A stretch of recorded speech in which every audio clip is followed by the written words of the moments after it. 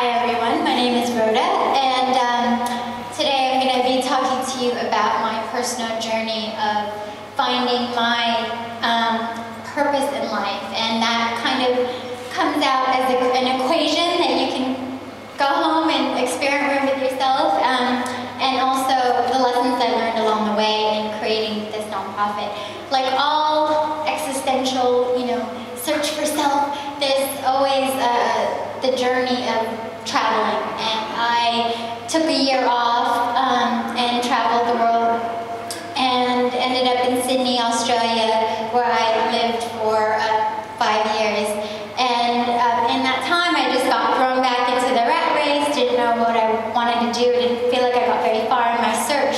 So I used my skills as a producer, project manager, and did like brainstormings with friends and mind maps, and I had so many different passions and ideals, but nothing really came together until I saw this movie, which I highly recommend. It's free to see on Google Video, and I saw these amazing drawings of from children in Uganda, and I was just completely inspired by their resilience, and I think that's what really caught me.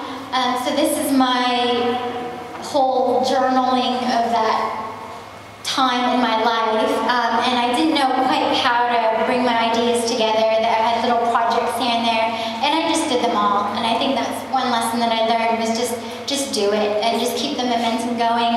I had my ideas and I share them with people, but sometimes I kind of felt like this guy, I don't know if 80s kids around here remember him, but yeah, I stayed committed, and I just really stayed with my passion and kept sharing ideas with people. And eventually, the lesson I learned from that was that everything works out in natural ways.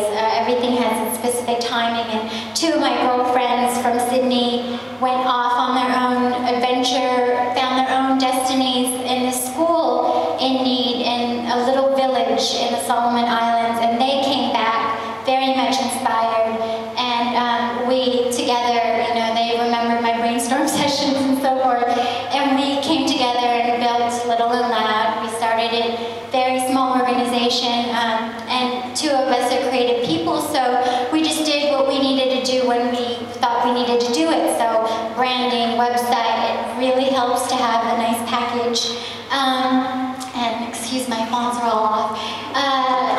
And we accomplished within 2 months, actually 4 weeks, we raised enough money to do what we wanted to do. We got picked up by Australia's largest news site, news.com.au, and we were able to provide everything that they needed, and we continue to support them to this day.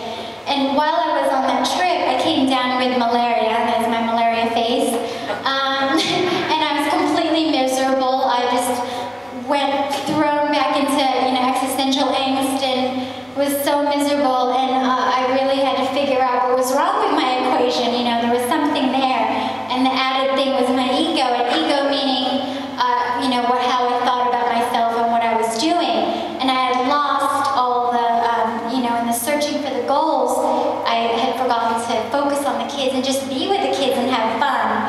So on my last day of malaria, I just had fun with them, and I took that idea out to Southeast Asia, and we had these kids who are either homeless or orphans or both, and we gave them balloons that they could write their little dreams and hopes on, and each one of them had the option of whether or not to hold on to their balloon, or they keep them or let them go, and not one of them, these kids probably never ever had a balloon in their whole life, but not one of them let it go. Kept it.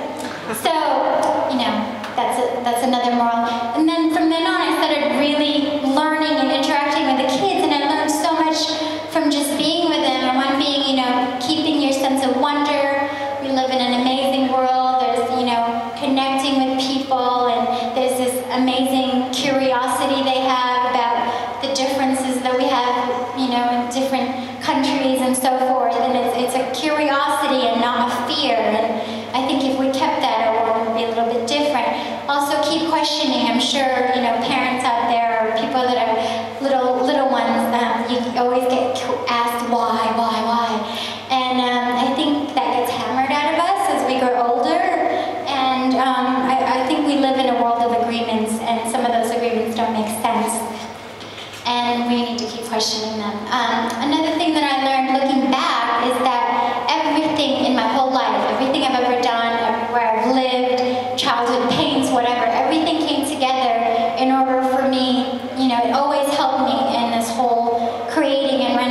organization.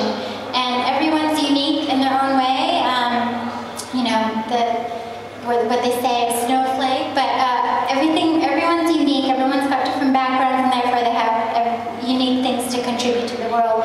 And the world does need people to live happy, fulfilled lives. So I guess my question out there, whatever, is that people go out there, you know, if you're passionate about something, there's really amazing sites called Idealists that match people up to different causes and so forth.